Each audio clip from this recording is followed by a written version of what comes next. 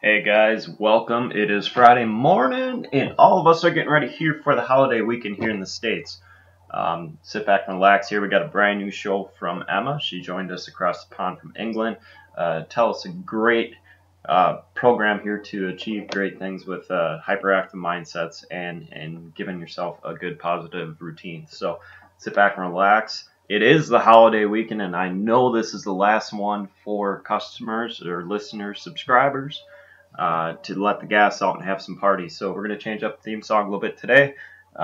Usually I do have a Trey U Time Is Now theme song, but we're going to kick it back, relax. We're going to have a little party vibe today. We're going to throw a little O.A.R on for all you guys and for all the listeners here. So sit back, relax. Once again, thank you for downloading the recent episode. Go visit Apple, iTunes, Spotify, Amazon Music, YouTube, and iHeartRadio today. And then on the bottom, you guys just make sure you give us a rating and see how our show is doing. Once again, thank you. Sit back, relax, enjoy the goodbye, deuces, enjoy the show.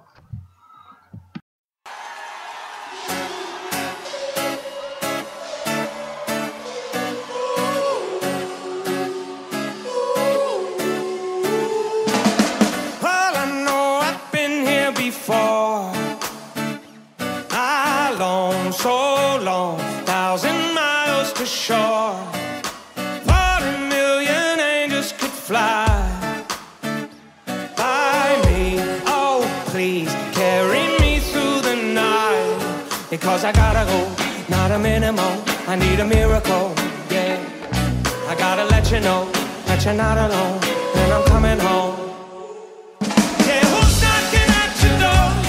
It's me coming back for more. But when you wake up, I'm gonna be there. When you wake up, I'm gonna be there. I'm not far away.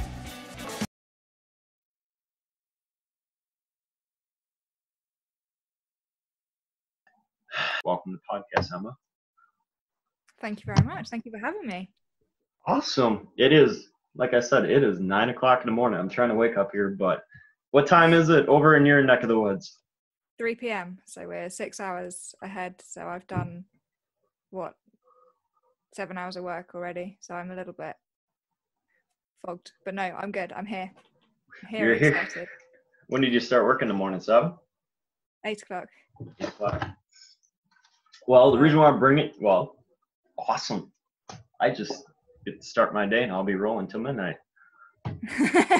Yeah, well, with your work as well, you do. You just keep on going, eh? Keep on tracking. I honestly, people ask me in the world, they're like, "Hey, how are you so busy?" And especially on like the dating end of it and stuff. I'm still single, but it's just how my schedule is. And they're like, "Well, how do you make time for this? How do you do this? How do you have time? We want all this, blah blah." I'm like, I just make time and I just fill in my schedule, and I don't even know how it is. I just keep going. Like you say, you just keep trucking, and then they're like, "How do you get so tired?" I'm like, I don't get tired. I just keep moving. Yeah, well, that's the power of a morning and evening routine for you, isn't it? If you have a moment of calm in the beginning of the day and a moment of calm in the end of the day, that psychologically sets your brain up for a really effective rest period, and then that morning routine really helps to set you off on the day and keep you going. Yeah, and mine's kind of different. I'm going to ask you what yours is for 2 seconds here after mine's done here, and I'm not going to be selfish, but I'm going to steal the moment here for 2 seconds. I'd love to know. In the morning, obviously, like I said, I wake up, take 2 seconds, thank the good Lord for waking me up, and then I'm off to the gym, and then it's like starting a diesel. You just jump in and go, and it's wide open for a while, and then don't eat anything till 10, and then jump in with my intermediate fasting, like we were talking about earlier. Start eating at 10 and kind of have 2 meals here before I head into work at 2, and then eat at 5, a big one at 5:36, and then I'm done for the night. So I'll have like 3-4 meals by the time I'm done. But go work till 10, come in, work till about 12:30 in the morning, and then try to, but the routine's been a little bit different lately, but I try to read a little bit of the Bible just to kind of chill my brain, listen to worship music just to kind of slow it down a notch, and go to like the more of the unplugged stuff, so more acoustic music by the time I'm ready to go for bed. So hasn't been like that a little bit lately because I've been a little bit busier at night, but that's my typical routine. And it just, like you said, it's my normal trucking routine. So I just keep moving. Yeah, that's it. So I mean, mine's quite similar in a lot of ways. So for me, I wake up in the morning and do my gratitude first thing. So thank the universe for waking up and being here. And I always try and choose at least 3 things that I'm grateful for, like big things. And then I try and do 3 to 5 littler things. So it'll be really simple things like the sun coming up or the rain or something basic like that. And I then do my physical workout. So I just have an app, and I'm really lucky we have a garden. So I just go out there and dance around. I'm sure the neighbours have entertainment of that, although it's 6 o'clock in the morning. So how awake they are, I don't know. And then I have a little app where I do a mental workout. So it's like mental maths and learning new words and that kind of thing, just try and mentally stimulate my brain. And then I do visualization, meditation, and I use my angel cards. So set my intention for the day using the cards, and then it's off into whatever that day has to bring.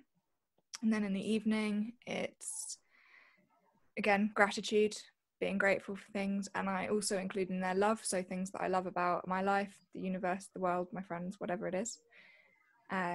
Do a bit of reading, and I have recently starting to do a done list as well, so actually writing down all of what I've achieved in the day, because I was starting to feel like I hadn't really got anywhere or hadn't really done anything yet. This thing, exactly what you were saying, how people are like, you're so busy, how do you do so much? But I was feeling like, okay, I'm not actually achieving very much. And I think that's also because my brain is so scatty. I do a million different things in a day, but never really feel like I complete them.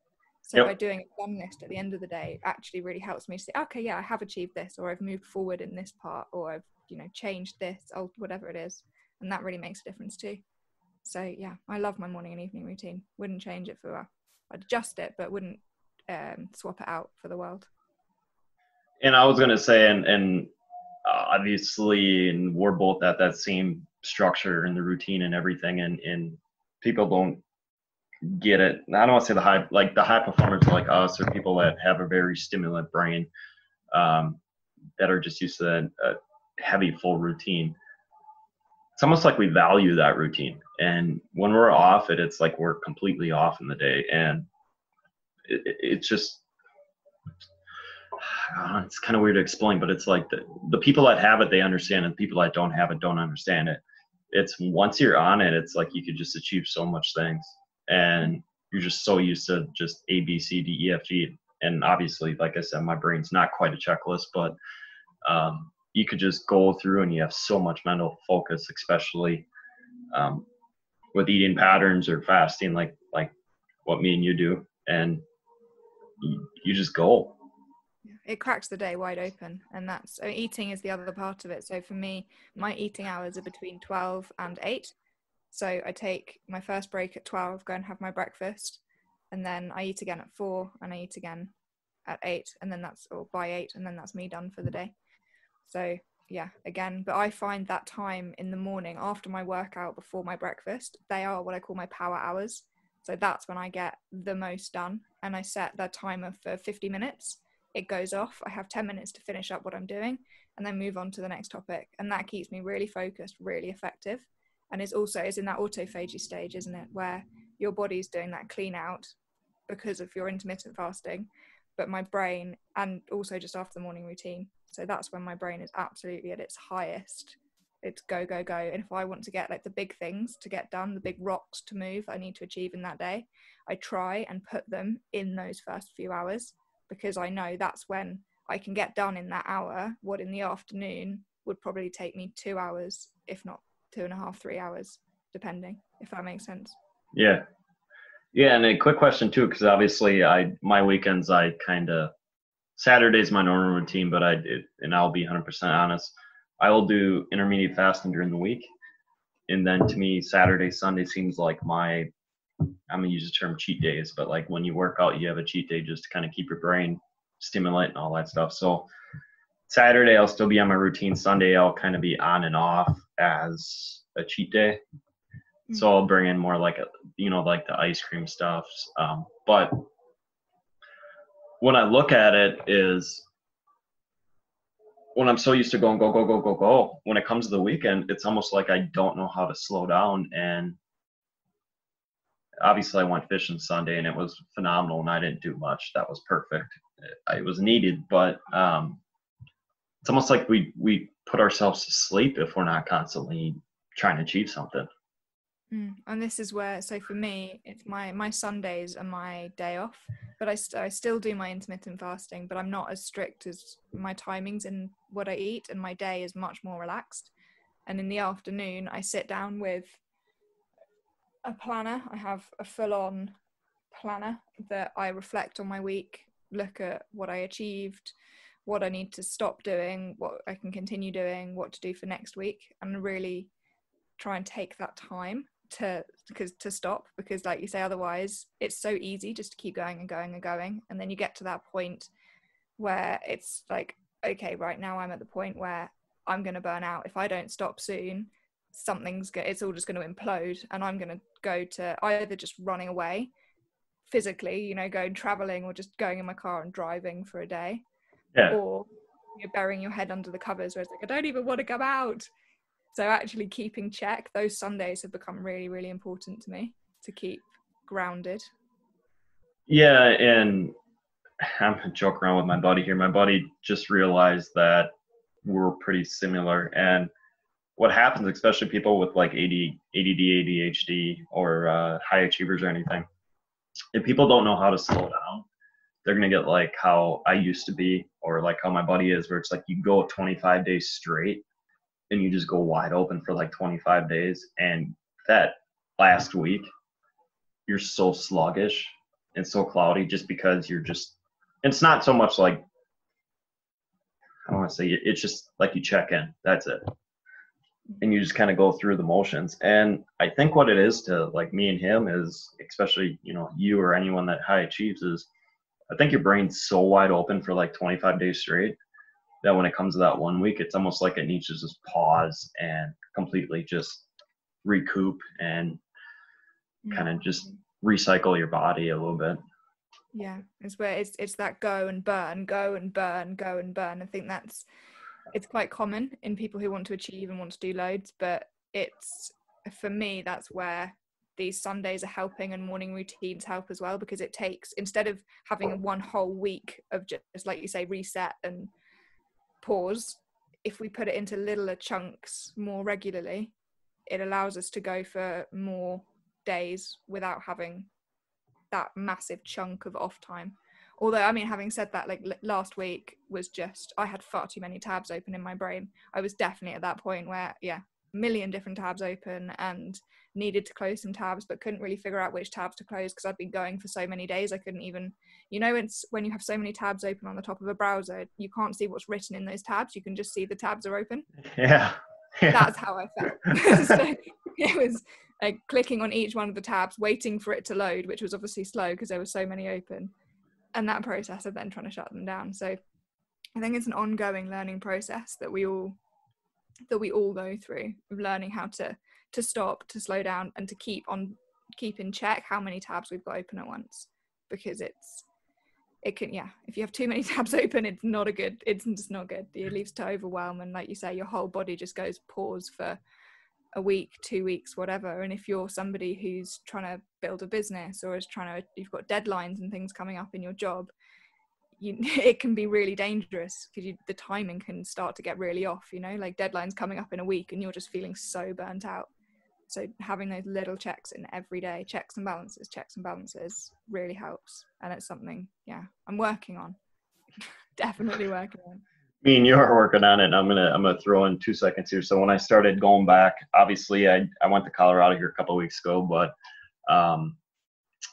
my company quarantined me for 72 hours. So I'm like, hey, what the heck? I got 4 days worth of work. I can start doing podcasts and whatever. So the week after quarantine, I had like full-time work, trading on eBay just to get some side cash just for funding some stuff, 4 podcasts, and on top of that, editing and everything. And I hit Saturday. Actually, I had a podcast on Saturday too. I crawled, literally drove to my parents' house. My brain was still going like this, just wide open. I had a pot of coffee in me, and I'm like, and I couldn't even like slow down. I was just like in and out, in and out, in and out, constantly moving. And I returned my parents last week, and I'm like, yeah, I'm not doing that again. I'm like, 2 podcasts, 3 podcasts, good editing. And they kind of turned, they're like, why? What did you do? I said, well, here's the deal. You do 4 podcasts. That's about 6 hours worth, ish, 4 to 6 hours worth of time. And then you do another 4 hours worth of editing. So now you have 10 hours worth of time. So like every 1 hour you put into, doing what we're doing right now, you got another hour just to kind of lay out and do everything. And I'm like, you're talking like 70, 80-hour work weeks by the time you get going with everything in your life. And I'm like, I could do about 2 or 3. That's about it. And then kind of go back and then still do all the other stuff. Like I said, kind of balance everything. So yeah, no, I totally get the tabs open, because I wish I could show you my screen right now. I think I got about 8 of them open between everything that I do. So it's, it goes on the routine, and obviously, we're not even jumping in your 5-step system yet, but it's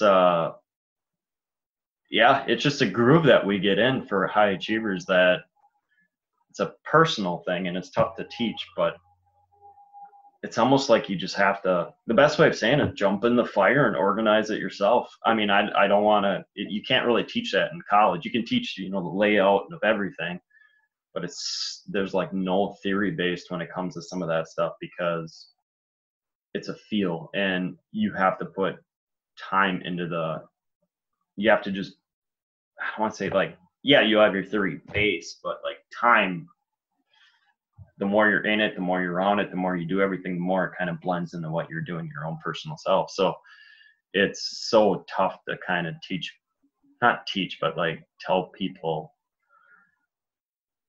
how to base it, because they have to be in the industry or in it, and I'm gonna say it, but just in the environment to kind of understand what works best for them.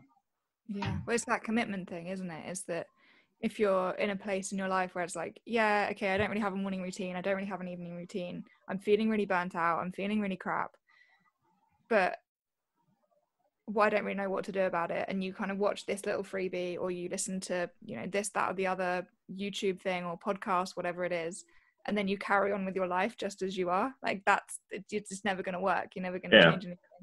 Whereas if you're somebody who, it's the commitment word, isn't it? And it's a word that gets used so much, and I have a love-hate relationship with it, because it is so, you just hear it all the time, don't you? Like, if you commit, then you'll be really good and it'll be fine and whatever. But actually, there is some truth in that. Like, you need to, if you want to change your life, if you want to really love your life and create a life that you can really get on board with and really get involved with, that needs to become who you are. That needs to become your identity, and it needs to become you, rather than just this thing that you're aiming for way off in the distance. Because that's when, and I know you've touched on it a little bit, but your journey with alcohol and moving away from that, and with me it was just so many different things. It was depression and trauma, and now post-traumatic stress disorder as a result of that. If we've all got these labels and these things in our life that can so easily consume us and become us, but it's about making that conscious decision to up level, to change, to be, I am going to be the best version of myself. And for me, that means I'm not going to be this person with depression and trauma issues who just goes to a 9 to 5 and that's my life. For me, that means that I'm going to use what I've learned on my journey over the last 10 years. And yeah, like you say, it's difficult to teach because it is so personal. But at the same time, it's something that, what you can see from my body language, it's something that really excites me, because with what I've learned, I know that if people take that on board, and if people use, because there are techniques and there are tips and there are things that you can use, that I came across them by sheer chance. It's that Johari's window. It's those unknown unknowns. The only way you're going to come across them is if you stumble across them, or if somebody shows you. So by somebody showing you, it's not going to say like it's going to transform your life and it's going to work. You still have to implement them, but it makes it a heck of a lot easier than trying to stumble across them yourself. Yeah, and I'm going to add in one thing here, and obviously you have your why. I have my why too. And and I am actually going to bring this topic up because I had this conversation with a friend of mine last week. So she pretty much, like, obviously anyone that has a high achiever or something like us, that we all been through trauma. We all been through, obviously I've been through a divorce. I've been through personal childhood trauma. I've been through depression. I'm not perfect. It's just something I'm not even, and I'm going to even label it this way. I'm managing it. And it's something I don't think we can beat. I think it's something that we have to manage the best every day. Obviously, I do have depression hard, and it's a high achiever thing. I mean, like, we go, go, go, go, go, and then we get pissed if we can't achieve nothing. It's how we're wired. And when I looked at my friend, and she went through a lot of trauma, and she's just starting the journey, and she's like, well, I care about what people think. I care about, the direction of what everyone else. I care about my ex-boyfriend's mother having cancer or whatever. And I'm like, time out here. She's like, what? I said, you're caring about everyone else. Why don't you care about yourself? And she's like, what? I said, if you care about yourself first, you can help everything out, and everything else kind of clears up and focus and all that stuff. And she's like, oh, and she's like, well, I had a friend that said, hey, just stop caring what people think, and worry about yourself. I said, that's true. But I'm like, has anyone sat you down and said, okay, hey, these are my goals and I want to run to them? She's like, no. I'm like, first of all, write something down that you want to run to. And secondly, I'm like, figure out why you're doing it, or vice versa. Why are you doing that with your goals? And she's like, I never been taught that. I said, because if you write that down and you have your goals set up, you really don't care what people think because you're so focused on those goals. She's like, oh. And I'm like, do it with a smile too, because she was actually having a depression moment at the time. But I'm like, just force yourself with a smile. But it's obviously, like, and I keep reiterating, like, me and you we're in it. We're in the environment every day. So it's like we can kind of contain or manage depression, everything that happened in our past, and kind of going forward with it. But yeah, it's someone that's, I think, since we're in it so much, we're wired, we know that normal routine. When someone that's such a beginning, it's like we can, and we're not even like controlling. I really don't, like, I want her to succeed, but I don't care how she does it. Just it's like we just have that structure set up, and kind of, it's like bringing people along on it, just to say, okay, hey, this is what works for me, try it yourself.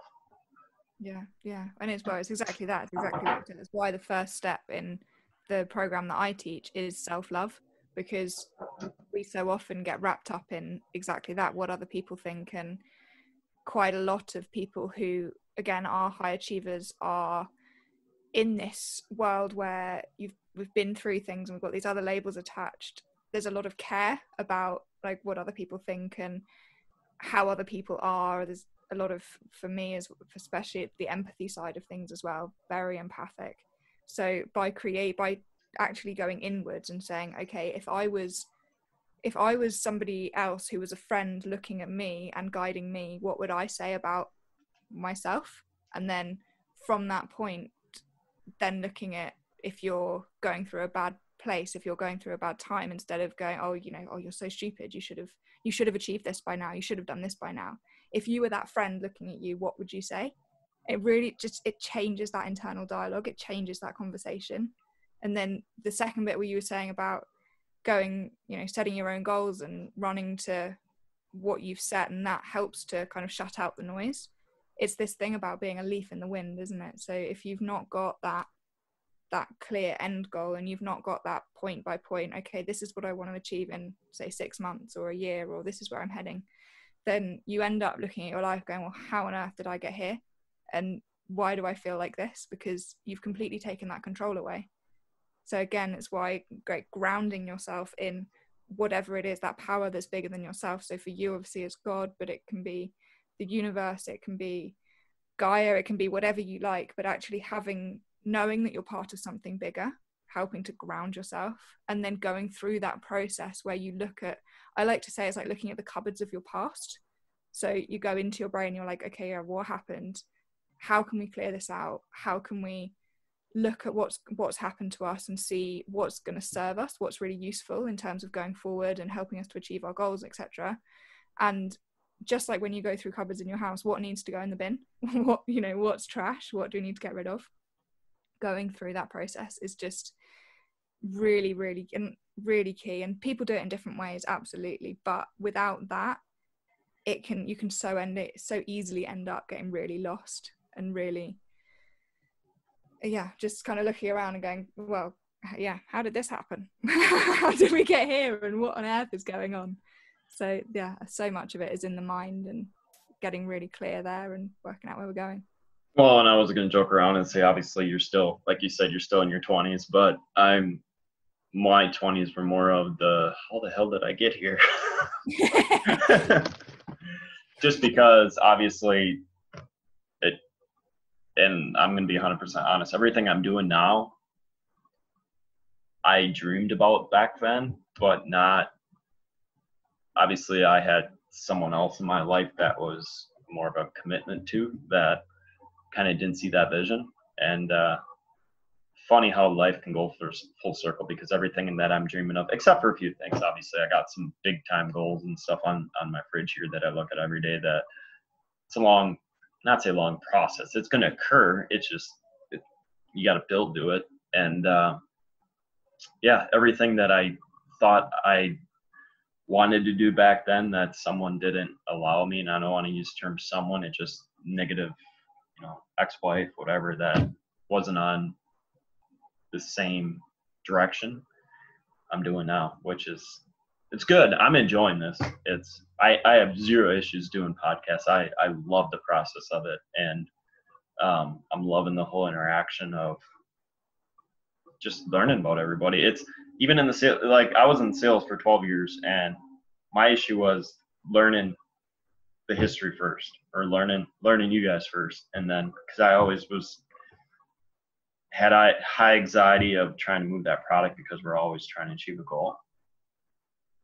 So it's like, oh, I don't even care. Here, buy. Like you go through the whole process of it, you kind of flip. And I joke now, because I tell my buddies, I'm like, I'm doing the same exact thing, except I'm not selling a product at the end. So it's like the thing that I was so weak at in my sales career, I'm actually learning, applying, and learning skills how to be good at it now. Yeah. And I don't have that anxiety, not to say focus, but like the fear of trying to sell something at the end and get fired. Yeah, that's it. It takes the pressure off a little bit, doesn't it? Yeah, and I'm having. Go ahead. Go on. No, go ahead. You go ahead. Well, I was just going to say, it's the bit about where you said you ended up in your 20s thinking, how on earth did I get here? And there's a really common perception how, when you look at your life and you say, how do you get here? The person that comes into your head when somebody says that is somebody who's in their 80s or maybe 90s looking back at your life. But it's so common to feel like that in your late teens, in your early 20s, mid 20s, because we're told all the way through school, it's like, this is your next step, this is what's going to happen, you're going to go into the next year of school. And then in the UK, you get to the end of school and it's right, you're off to university to study XYZ. And then you get to the end of uni and it's like, oh, we'll just go get a job in the city, go work there for a few years, you'll figure it out. So it's really, really common to end up looking at your life. And I was speaking to a friend the other day who said it's really common to have quarter life crises. So mid-20s, you look back and you're like, okay, yeah, I don't really know where I'm going, what I'm doing. I've been told this is what my life should be like, and now I'm here living it and I'm not happy, I don't like it. And I'm going to add in 2 cents on that. So American Dreams, what we used to call American Dream, is actually the exact same thing, except at the end you'd add, hey, we have to buy a house, we got to get married, we got to have kids. Well, I got married, didn't have kids yet, and didn't buy a house yet, because obviously my role for house ownership is going to be different, because I want to be mobile with my life. So like 2 different locations, all that stuff. So obviously now on the back end of it, and I'm going to use the term round one's done. It's like life's a lot more easier, because you're past all those perceptions. Obviously, yeah, I want kids. I get that, but it's like all the perceptions and everything, and people's expectations that were in your 20s are completely gone now. I'm like, I could just live my life and have fun with it, because I'm past those 4 or 5 big expectations. Yeah. And that's the first step in up leveling. The first step in really creating a life that you love is getting past those perceptions, is figuring out that A, they exist, and B, how they've impacted on your life. Because in my life, a lot of it was I didn't even realize that it was happening. It was just what was happening. It wasn't until I stopped and looked back I was like, yeah, okay, actually that's exactly what I did, because that was just, it was society's expectation of me, and that's what I fulfilled, but I didn't realize that I was doing it at the time. It's only now, stopping, looking back, that I can see, yeah, that's why I went to university, that's why I chose this career, that's why I did X, Y, Z. And actually then that process of realizing what's going on, then, and for so many people it's the same, it's that catalyst, isn't it, of, well, now I can change things, now I can start really stepping up in my life and living a really different version of my life that's just a million times better in so many different ways, because I'm no longer living under this little bubble of society's perception. Yeah, and obviously I got a friend that's going through a divorce too, just like how I went through, and she's like, well, I'm a month into it, blah blah blah, and you could tell the brain's just spinning 100 miles an hour. It's like, she goes, well, you can't do that. I'm like, time out, pause. She's like, what? I'm like, you're number one, focus on you, change what you need to do in you, and then worry about him last. She's like, oh, I'm like, it's tough to be in it because you're in the routine of it, you're in the heat of it, but it's like, once you take care of you, the rest will follow. And I wish, not even say a wish, I went through the routine just like you, and the perceptions or expectations, whatever. And did I learn anything at college? Some things. Did I gain some friendships? Absolutely. Did I kill some brain cells? Yes. And obviously, when you look at different learning styles, and especially now we're more mature, we can look back and say, okay, everyone's got a little different style. I went through a tech school, which is a 2-year program, and then I went to a 4-year school, which would be universities, or I think that's what they label them over by you too, correct? Yeah. Okay. I lost my mind at a university because I'm not a theory-based kid. I'm more of a hands-on learner. So like the tech school is perfect for me, but obviously the process is what I need to do to get to where I am now. So there's no ill will about it. I just kind of joke around, people saying, I'm surprised. Okay, so I'm 34, 24. People are like, well, do you have any kids? I'm like, well, I'm surprised I don't have a 12-year-old running around at college just with all the stuff that I did back in the day. Yeah, you and me both. And they joke around. They're like, what? I'm like, yeah, I lived life. That's it. Live life to the fullest. But I would say it only took us 45 minutes to figure out to jump in your 5-step program. I told you I get distracted, but it's been. No. And honestly, I kept going with it because obviously, either A, we can end this one and go back again and do a formal 5-step, or we can add the 5-step in, because I think what we did at the beginning and what we did up to now, I think is actually golden nuggets for people, because there's a lot of value what we provided in there. So either A, we can jump in and I can edit it and we can do a 5-step formal program, or B, we can just roll with it, throw it in, and we'll have 1.5 hours or hour-ish, whatever it is, of the 5-step program here. So yeah, well, I think just roll with it. I think it's quite good to have something that's quite natural and flows. Yeah. And it's like you say, I think there are a few little nuggets in there that could be quite useful, especially for people at the beginning of their journey, or people who are just trying to figure stuff out.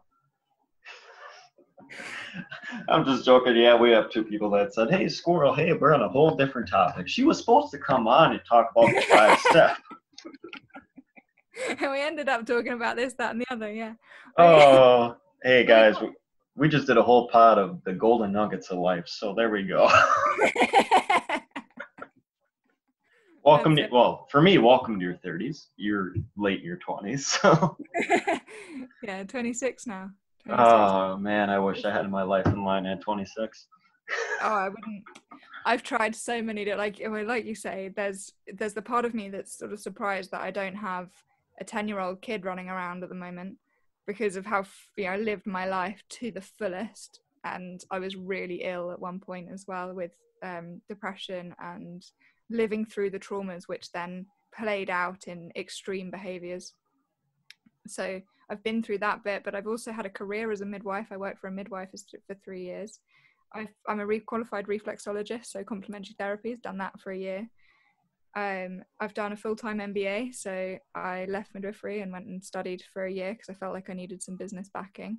And now I'm all about empowerment. So I do life and business strategy, and I've got a series of online antenatal courses that I run. So I wouldn't say that I figured it out. I just think because my brain goes at a million miles an hour, I've done quite a lot. And it's just through that process of try it. If you love it, carry on. If you don't, why not? Review it, reflect, go back. What works, what doesn't? Whatever works, take that and then use that to do the next thing.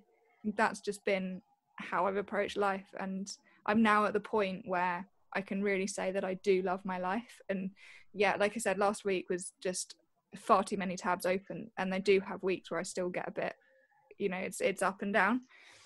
But from where I am today, from where I was 10 years ago, it's amazing. If I'd have seen me today 10 years ago, I wouldn't have thought that this was me, if that makes sense, because I've grown so much in that time. I've changed so much in that time.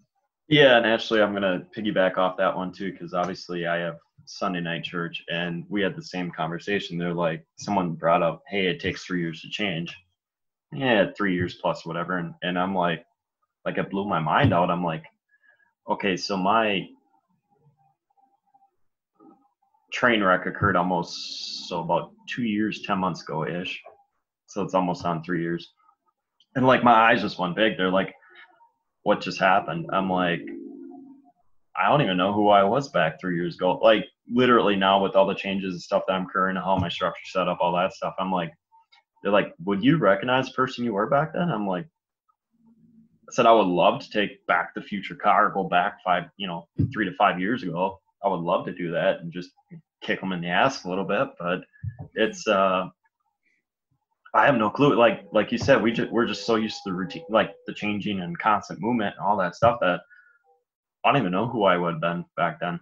Like now looking back, like obviously, yeah, I was still the high achiever, but it's like we just.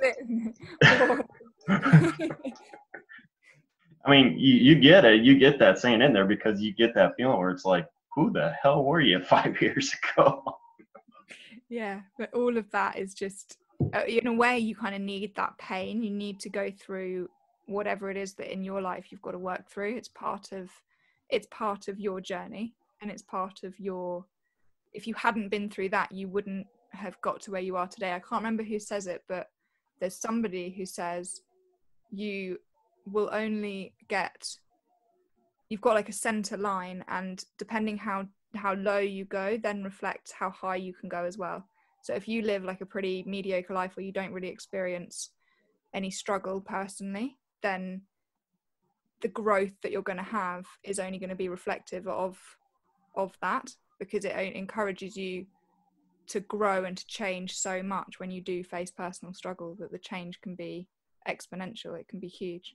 And then once you're on that track, you keep going, don't you? And then because it's so exciting, like, well, where I was, like you say, 2 years ago to where I am now, where on earth are we going to be in 2-3 years time, 5 years time, 10 years time? Would the person you are today, would you recognize the person that you're going to be in 10 years? Like, when's the next shift? What's going to happen next, Yeah, and that's the thing I was going to add on. And person I'm going to be 10 years from now, and then Matthew McConaughey he said it straight on. I don't know if you heard that speech where he's like, one of the teachers sat me down and say, okay, hey, who you shooting for, who you striving towards? He's like, me 10 years from now.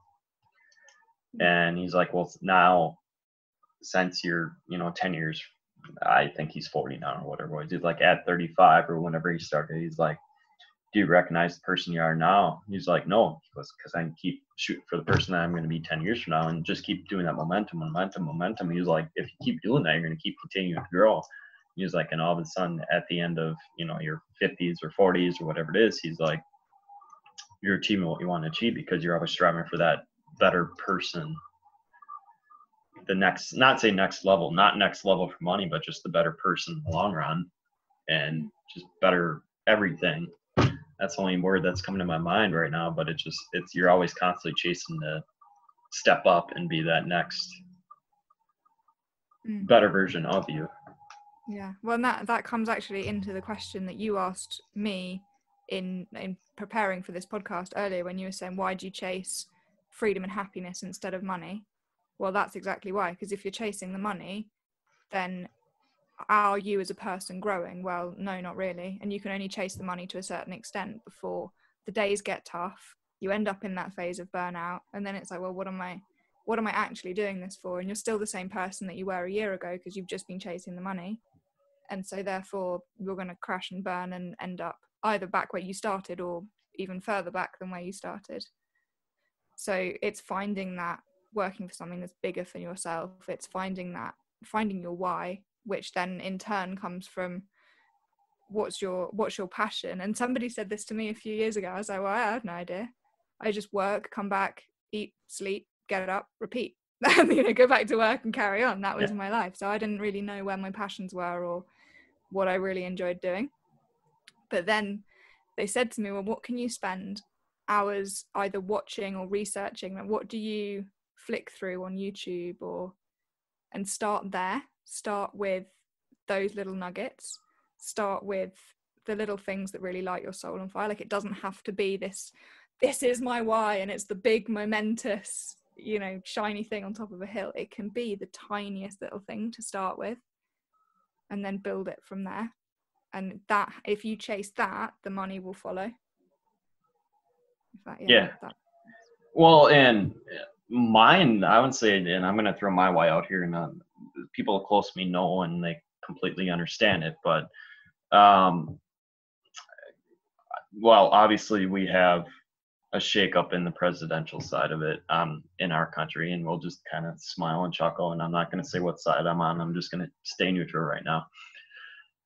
So the last couple of years for like the last 5-6 years, we've been having, obviously I have a degree in agriculture, but we've been having a shake up in the agriculture industry. And what's happening is a lot of kids my age, I would say I'm 34, so like from 40 to my age, so like that mid 30s, we had a big boom 10 years ago, 12 years ago. So all these kids left school, joined their parents' farm or grew their farm, and bought all the toys, bought all the paint, which is equipment, and got brand new trucks, brand new everything, brand new buildings. Well, obviously everything crashes and burns, and that industry completely crashed and completely burned. And I can name on my hand how many people I know that committed suicide because of that, because they can't handle the pressure of that. And on top of that, throwing in, especially my high school, I don't know why they can't stop it, but we have a huge heroin / pain pill issue going through in the town that I grew up in. And I've had 2 people pass away that were in my 3 years worth of high school. And then also some cancer related stuff, kids that were my age. So it's like, I'm hitting that age where I'm watching like my grandpa passed away with this, or, and then you look back and you knew it was depression, or you see, ex-girlfriend's husband commit suicide because of depression and pressure. And obviously cancer is not depression, but you look back and you're starting to see that pattern of people that are passing away at an early age. And I just looked at it, I'm like, I cannot be that statistic. And so it's like, okay, change what I need to change and make sure I have the best quality of life. If I pass away at 50, that's my life, but I want to make sure from now till 50, my life's been very, very valuable for people. And once that light bulb went off 9 months ago for me, and it's really weird because some people are like, hey, it's for my kids. Mine's a collective. So it's like, from everything that I see in my past, that's it kind of boiled into like a why. And now it's a larger why. It's a simple why, but it's a collective of everything to build that why, and why I'm going to keep striving, because personally don't want to be stats, especially with coming through depression and drugs. I didn't do drugs. I just did a little weed back in the day, but it's just, going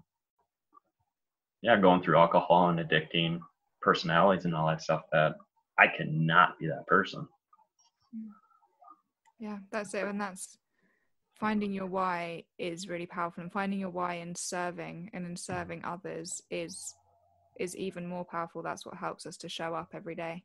That's what, if you do something just for you, it can be really easy to step away from that, and it's easier, don't know if that's quite the right word, but to become one of those statistics. You get to that point where you feel that you leaving is going to be better for the people around you than you staying. You get to that point where you don't feel like you're important enough to stay. Whereas if you have a why that you're here to serve others, and you understand how you can add value to others, and that you are important and that you are enough and you are needed, then yeah, it can help. There's a really interesting study that was done, and again, I can't remember the name, but there's a TED talk on it, where they put rats in 2 cages, one in rat heaven, in rat paradise, and they had social groups, they had greenery, they had everything that a rat could possibly need. And in the other cage, it was just a rat in a bear cage, and that was it. Do you know this experiment? No, I do not, but I've listened to some TED Talks back in the day, yes. Okay. But I haven't heard that one yet. Okay, I'll keep it short. So in the bear cage, they put 2 feeders with water in them, but one of the waters was laced with heroin and one was normal water. And then in the rat paradise, they again did the same thing. In the rat paradise, they tried both of the waters, the rats, but they went over to the normal water and they didn't get addicted to the heroin. When they were in the cage with nothing, every single rat in there became addicted to heroin, the heroin water. That's what they relied on.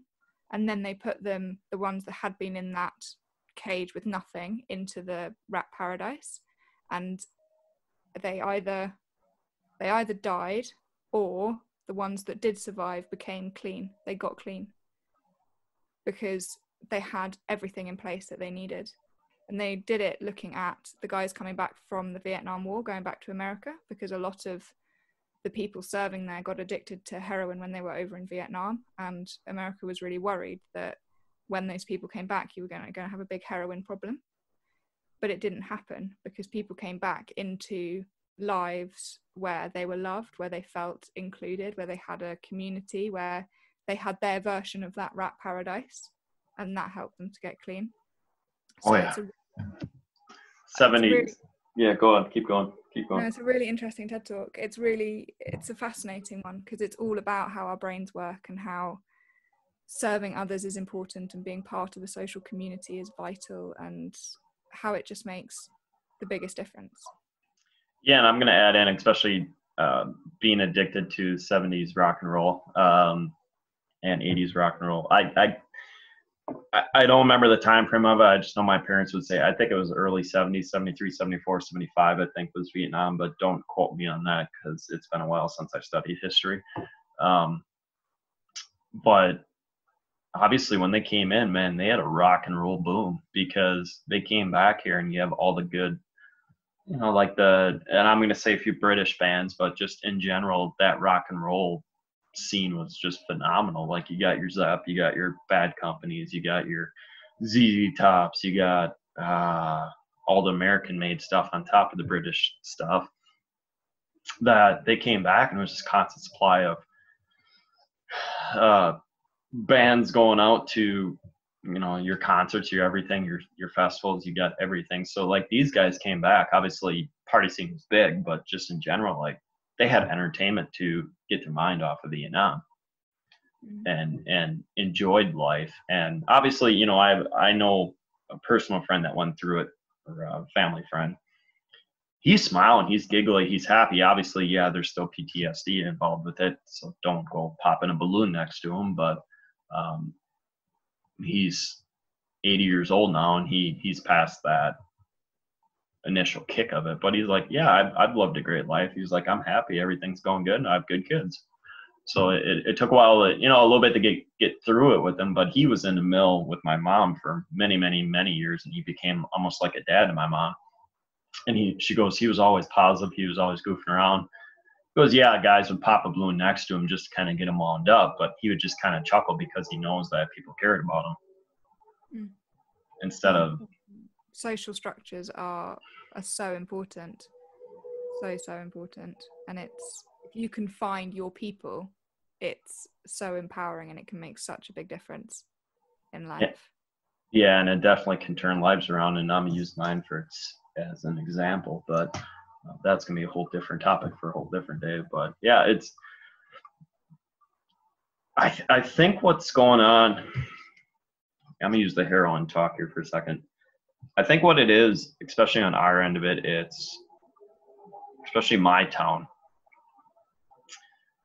Yes, there's heroin involved on the upper tier of it. There's heroin involved on the high end of the houses. There's heroin involved on the low end, like the whole spectrum. But I think what it is, it's the people, when you look at it, it's the rougher part of town. So it's the people that are having issues trying to find jobs or can't get a job because they're clean. Not clean, I'm sorry, but they can't pee in a cup clean.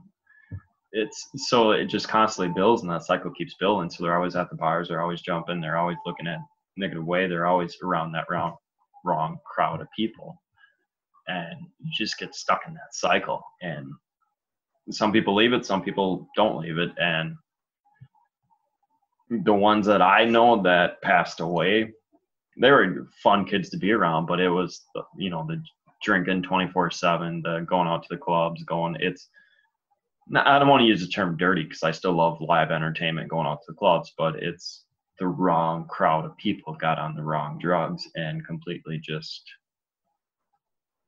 spiraled downwards. Yeah, drugs it's a whole topic in itself, because it's something where there are so many different contributing factors to A, why people are exposed to it in the first place, B, who's more receptive to it. So some people can dabble and then move on with their lives and not really think about it, whereas other people will try something once and that's it, that's them hooked, and it's extremely difficult for them to then leave that. And there are just so many different factors. But the part where you said it's the people in rougher parts of town, environment is such a big factor in it. So my job as a midwife, I worked as a social midwife, and that means working with vulnerable women and families, and I worked in North London. So I worked with them throughout their pregnancy to help them move away from that vulnerable situation. And it comes back to what we were talking about earlier about commitment. The first thing that they need is the willingness to change, and that desire to want to change something, because if they don't want to change, if they're happy in the gang that they're in, or they're happy in the lifestyle that they're in, there's nothing as an outside person that you can do that's going to change that, really. That has to come from them. But the point when they say, yeah, okay, I want to change this and I want to make a difference in my life, or I want to give my baby a better start in life by leaving this gang, by getting off these drugs, whatever it is, it's at that moment when help and support is so vital. And if you can do things like putting them in, for the women and for the pregnant women I worked with, it was putting them in a shelter that's physically in a different location to the environment that they're in. That is one of the best starters, because they're not surrounded by all the same triggers that got them to where they are in the first place. So environment is it's such a big factor. So for people who are in areas where they are surrounded by their triggers, it makes that journey out so much harder, and it's why so few people do it. But for those who do, it's up to us, or it's up to those people who do get out of, whether it's drugs, whether it's addiction of some sort, whether it's depression, whatever it is that's your struggle. If you can get out of that, it's up to us to then put our hand out to those people who are just starting on that journey and give that help and support and help those people to make those changes. Because with the right help and support at the right time from the right person, people's lives can be transformed. And I've seen it happen. I've been that catalyst with I give one example of an amazing couple that I worked with. They turned up in accident and emergency because he tried to kill her by driving them both into the central reservation of a dual carriageway because she was pregnant and the gang had asked them to abort the baby, but she wouldn't do it. So he was under orders from the gang to kill the baby. So he decided the best way to do that was to drive them into the central reservation. That's how they presented at A&E. And I worked with them throughout her pregnancy. And by the end of her pregnancy, we'd got her into a hostel. She breastfed her baby, which was just the most beautiful thing to see because she had a really strong bond with this baby that she'd fought so hard for. They'd both left the gang. He was in college training to be a chef, and they were looking to move even further away to get, even further away from the situation that they were in. It was just the most beautiful thing. And it's an example of, with the right support at the right time from the right people, from the right person, people can really transform their lives. And it's just the most beautiful thing to watch. Yeah, and then I'm actually reflecting on that too, because every little stop I had, any bad stuff, I actually move away from. Obviously, with my ex-wife, I'm 3 hours away from where I used to live. So that's 160, 170 miles. On top of now, obviously, I love my parents to death. I love my family, all that stuff. But the environment I was in down at their place when I moved back right away wasn't, not them, just in general, like everyday life down there wasn't quite where I needed to be. So now I'm up in Green Bay where I'm, I could still check in and out, go back down there and see the, people I love and the friends I love and all that stuff. It's the environment up here is a little bit different because I have obviously my church backing and the environment, people that I'm more attracted to up here are a little bit better, a lot more healthier, and a lot more learning, and the freedom to learn instead of, I don't want to use the term being restricted, not that. I got friends that saved my life down there in the heat of the moment where I grew up, but it's certain things are bad, certain things are good, and up here now there's more good than there is with bad, and I have the freedom to do whatever I need to do and achieve what I need to achieve up here versus being the heat of the moment in both locations. Yeah, that's it. Environment is it's so important. And it sounds like you're finding your people as well in your new place, which is just, it's great. It makes a big difference. Yeah, people at work are a little bit different, but I'm very selective and very protective of who I bring into my life now, especially since I got some of the stuff structure set up and ready to go. So it's like we were saying at the beginning, once you have the structure set up, you become very protective of it, and it's not being protective in a mean way. It's just you're protective of what makes you a high achiever or what makes you you're very protective of your why. There we go. That's the best way of saying it. And you become you pretty much filter people in and out of your life that that if they're good, you're going to bring them in. If they're going to cause you to spiral out of control, which I still have to be on my toes because some people can be good coming in, and then they can spiral you on the back end. But you're very, very, very protective of what you accomplished or accomplishing. Yeah, exactly. And it's exactly that. Very protective of your why. But that's important. It's a good thing to be protective of your why, and it comes back to that process of learning to love yourself and learning to love what you stand for, and to really be your own number one fan, if that makes sense. Like that, you have to be that person, and that's how you're going to achieve, and you're going to stay high vibe, and it's how you're going to really live that life that you love. Because if you're not your number one fan, if you don't truly believe in your why, if you're not truly behind what you do, then it's exactly that. You're going to let in people that aren't going to be good for you, aren't going to support you, are going to trigger you again, and are going to move you back down the road. And you need to be your number one fan. You need to really get behind your why, believe in your why, and be your own best mate. if that Yes, mate. I'm joking because I know our lingo is a little bit different, and I'm just kind of sitting here enjoying the English terms. So it's hey, we came from England back in the day, so it's kind of like a brother sister thing here. except our country's a little bit outspoken at times. You guys are a lot more polite and everything going on, so it's you're not as Yeah, stereotypes, they're interesting, aren't they? yeah. But what I'm gonna do honestly, and obviously we kind of went a little more improv on what we were supposed to talk about, but I'm gonna end it with this right here because I think all the nuggets that we provided in this whole podcast needs just to hit end so we can record it and not lose it. Fabulous. Super. Yeah, well, yeah, we did get a bit distracted, but I did warn you at the beginning. That is kind of what happens. I go off on a tangent. Hey, join the crowd. We're two peas in a pod. We do the same thing. So, or I do the same thing.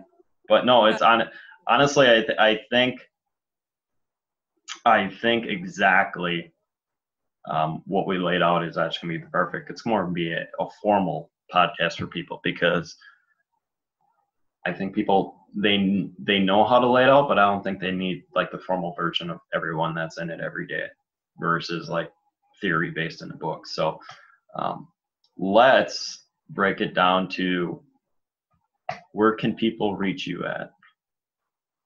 So people can find me on Facebook. It's just my name, so it's Emma Gasking, and you'll find me there. Or if you are looking for antenatal courses, because that's the other side of what I do, then it's the Parent Education Company. You can find us in the website, or again, just put the Parent Education Company into Facebook and you'll find us there. So it's all about empowering people. And so Emma Gasking is the life and business strategy, and that's empowering people to create a life that they love and up-level their life and up-level their business.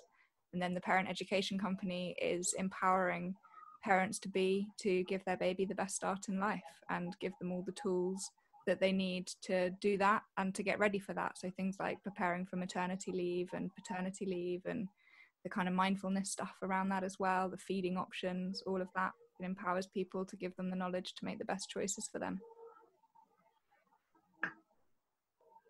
Thank you.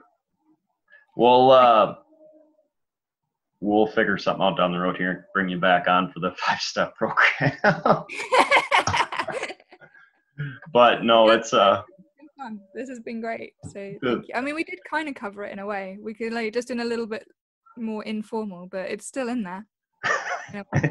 I honestly, and I'm going to keep repeating this, but I think the nuggets that we laid out are actually very, very valuable, and especially how Zoom has been for me lately. I'm going to hit pause and we're going to stop it and record it because I know the nuggets, I don't know how many we said in there, just how they were laid out. I think we did it perfect. So, right. Well, we'll end it there then.